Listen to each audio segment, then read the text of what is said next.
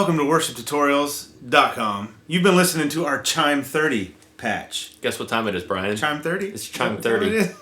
This is a little bit different approach to a Helix patch. For us. Than what we have been doing, but it's very similar to what a lot of praise and worship guitar players do, which is why we wanted to talk through it. And the main difference, well, for one, it's really one difference, but it changes a lot.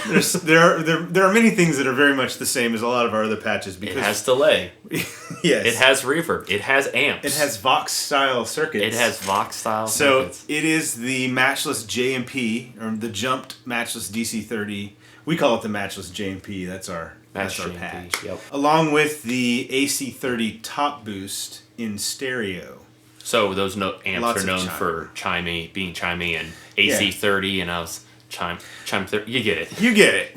And that's not very different from some of the patches you can get from Worship Tutorials, like the British Dual is two AC style circuits together. The Match JMP is just the Matchless version, the Matchless model from this patch. But what we did different in this patch is all of the effects, everything is in front of the amps. The only thing that's after is an EQ and a straight volume and boost. A boost. Like solo boost, yeah. Like it's like a digital boost. It's not like a pedal boost. It's literally just adjusting the output and it's just louder. So a lot of, especially Bethel, you really hear it on Bethel stuff, where the reverbs and the delays feed into the amp. So in most of our patches, the wet effects are after the amp. Mm-hmm. They just sound cleaner that way, a little more pristine.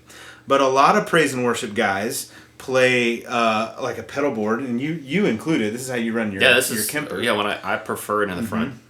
Run all of the wet effects into the amp, or amps in this case. And it really changes the character of the delay and the reverb. It's all gnarly.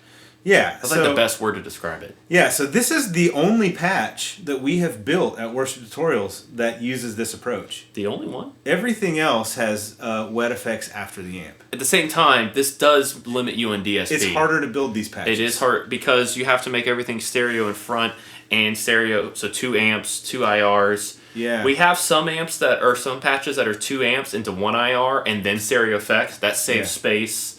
We have amps or patches that are 1 amp and 2 IRs to give you like a blend of a cab and then stereo effects.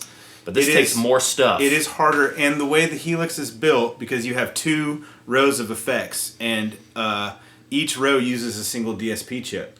And so building a patch this way, all of your heavy DSP stuff, amps, cabs, reverbs, and delays, are at the end. And so you have to get really creative, and we got really creative with signal chain to build this out. But it's a really cool sound, especially if you really love the way Bethel stuff sounds. And in the demo, hopefully you noticed when we were doing driven sounds with a lot of reverb and delay, they had kind of this, like, what would you say? Gnarliness. Yeah. To use the word from earlier. Yeah, the trails. It's 100% the decay of the reverb and the delay itself is overdriven. It's kind of hard to describe without just hearing it, but it's kind of like, you just like the reverb just sounds real driven and like in a good way. It's got like this like hair around it. Yeah, it's a thing that that you hear on a lot of albums. So you get it with this patch, the Chime 30. Link to download it is below. Thank you guys so much for watching. Thanks to all of you